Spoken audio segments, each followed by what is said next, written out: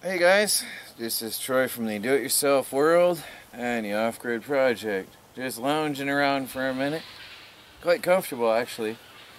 I hauled some really big jack pines home today. I gotta get a couple more tomorrow. This is going on the mill. This is a beautiful piece of tree right here. For a jack pine, this is really amazing. Anyway, this is the third one. I got two off already, and I was thinking about, I showed you a lot of me cutting wood recently, so that's, I'm not going to record every single day me cutting wood, stacking wood, cutting wood, throwing wood off the truck, cutting wood, hauling wood. But I wanted to talk about firewood because I see a lot of questions in the comments about a couple things. Chris and I talked the other day about why don't we charge to clear firewood out in people's yards, and I'll just briefly touch on that for a refresher. But there are tree services who are insured for getting in close to your houses where it's dangerous, and they have the professional equipment for that. I don't, so I can't really charge high fees for doing something that I can't do. Now, for the backyard guys like me, if there's a tree blown down in the storm and they want it cleaned up and just want it out of there, there's a lot of competition for that. And if I charged, I wouldn't get any. That's just how it is. Now, I see a lot of questions and comments about the price. Isn't it cheaper to just buy your wood or hook up a heater or a furnace and buy fuel or whatever for the rest of your life? And the question is, not really. Chris and I, in a backyard job, can work up to 2 hours for a truckload of wood. So 2 hours for a face cord. But a face cord is costing $75 right now. And that's over $200 a full cord. There's 3 face cords to a cord. So 3 loosely stacked truckloads, fresh logs out of the forest. Loosely stacked. Logs, twigs, branches, to a full cord. And when we calculate time and gas, alright, if you take $70 and divide it by 2 for 2 people, me and Chris, and that's $35, and then you divide that by 2 if we do 2 hours, what are we, $17.50? I don't remember, 15, 17, yeah, $17.50, is that right? Well, I know some people have, but I've never earned $17.50 an hour. So to me, that's a pretty good pay per hour, or savings per hour, depending on how you want to look at it. But it costs us about $7 per face cord for fuel in the truck, chainsaw, gas, and oil. So about $7 per face cord, $21 a full cord. And that's 1/10 of the selling price for a full cord right now. So then consider in also, I don't know if the wind is bothering the camera or not. Consider that I make videos for a living, in part. I have to do a lot of other stuff. I don't know if the wind is blowing on the camera or not. Hold on a second. So I do some other stuff, small engine work and online work and other things on the side. But YouTube helps. Anyway, I make videos of what I'm doing. So it costs me $7 a truckload, so $21 a day. But I usually make a little bit more than $20 a day on my video earnings. So I come a little bit ahead on each video. So therefore there's no cost to me except for labor and time, and after I work that out. But then if Chris and I sell some firewood next year, then we get over $200 a full cord, or $75 a face cord. That's all extra. And even bonus, if we start splitting and stacking and processing this and do videos of it, then it's a little bit extra there, even more. Now Chris has his own life. Chris has his own home. He does not live here. So I've seen rumors about that. Even people that are reputable, I should say. Anyway, no, Chris isn't here. This is our home. This is our property, and we have our family time alone. So he's got his own life. He's got his own things going on, and he helps out. Not every day. I haven't seen him in 5 days, I think. I saw him briefly once, but I haven't had him around for 5 days. So no, he's not here, and he's got his own earnings, his own things that he does, which I am not going to get involved in. It's not my business. But anyway, if we were to partner up next year and sell what we worked on, and if I made some videos on it, then it's all extra. It's all bonus.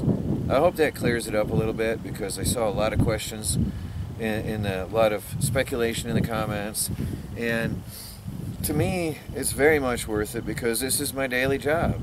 I mean, I'm sitting on a tree right now, leaning on a tree, and this is my daily job. You know, this is what I do. So as long as I make a video each day, I've covered my daily expenses, at least doing this, for getting this home. So I think it's worth it.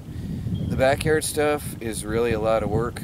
I don't like it. I don't know if we're going to carry on with backyard logs and trees, because if we're something else somebody was speculating about, I am not going in behind tree services and taking after they've cut and logged it out. No. Only occasionally do I get somebody has some logs cut, only occasionally.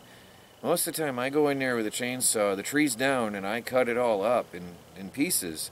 And then I clear Chris or I or Michelle or Melanie, whoever's there. Michelle helps. She loves to help with the brush. We clear the brush out. If we're doing a backyard job, we'll clear the brush out. Now, we don't have to, but that just gives them a warm, happy feeling. And when they need a tree service, or their neighbors do in the future, a tree down and they need it out, who are they going to call, you know? So we're just going the extra mile. Well, this is what we're doing for now. And clearing up the yard behind ourselves. Yeah, it's extra. We don't have to do it, and I'm probably not going to be doing it anymore, just because it's too much. It's just, if I go out and I cut dead down trees and don't worry about brush in the woods like on our lot here, I can fill the truck in an hour, and that's a face cord in an hour, with Melanie helping to load up. So that's a much, much better use of our time when I don't have to clear the brush. Also, fresh down trees are full of twigs and leaves and branches and super fine mess that it makes on the ground. Dead down, usually a lot of that's rotted and broke off and decayed, and you've got a whole lot less brush to deal with. So I'm thinking about it a lot. I got to reduce the amount of hours we're spending out there, because winter's coming, snow is coming, and when the snow is on the ground, we're done running. I've got a two-wheel drive for now, and I am not going to be running the roads with that, hauling trees, logs, and stuff. There'll be days where we can, but I won't be doing it every day now. So we'll be running the mill then. So I want to stock up as much as I can right now, so that I can run the mill all winter long. That's the plan. So I hope that clears a lot up. I'm sure there'll be more questions coming up in the future, and I'll cover them as well. I got to get this off the truck and put my tools away before dark, so I decided to let you watch me do this last log anyway. It's a big one. I don't know how it's going to go. I do not know. It's big.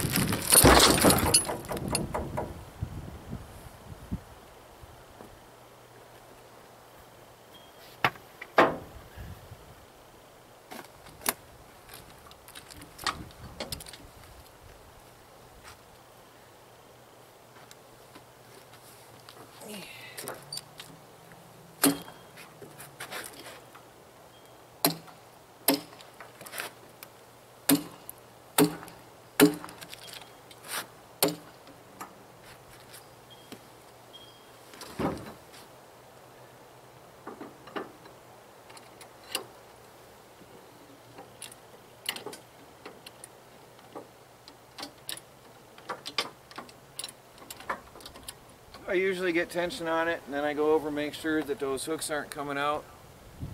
Make sure they dig in, because pine is slippery. Now often the bark will slip out and leave you hanging. Now this one's really heavy, so I'm not sure how it's going to go. I've got to get it up and clear that tire. Now as you can see, I left the tree hanging off the back of the trailer a bit, so when I rolled it, I could flip it off and it'll throw itself down on the ground at that end.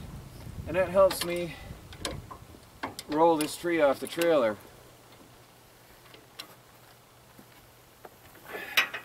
Alone, actually. If Chris is here, it helps a little, but I can do it alone. I just got to be careful that doesn't swing out and hit me. That's the only issue. I don't like that hook right there.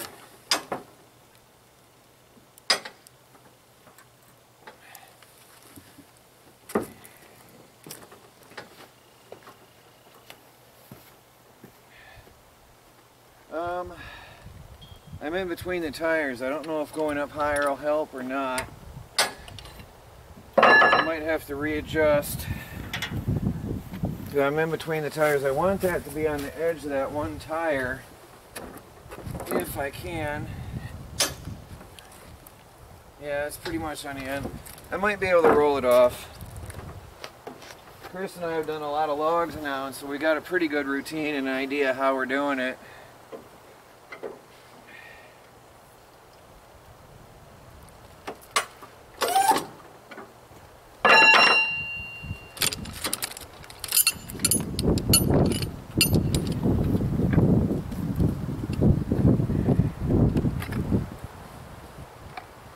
Should be able to roll it off now onto the ground. Done.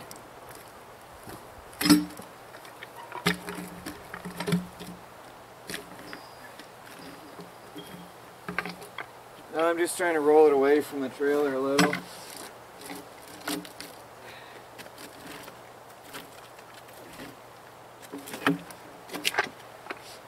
And that's it for the night.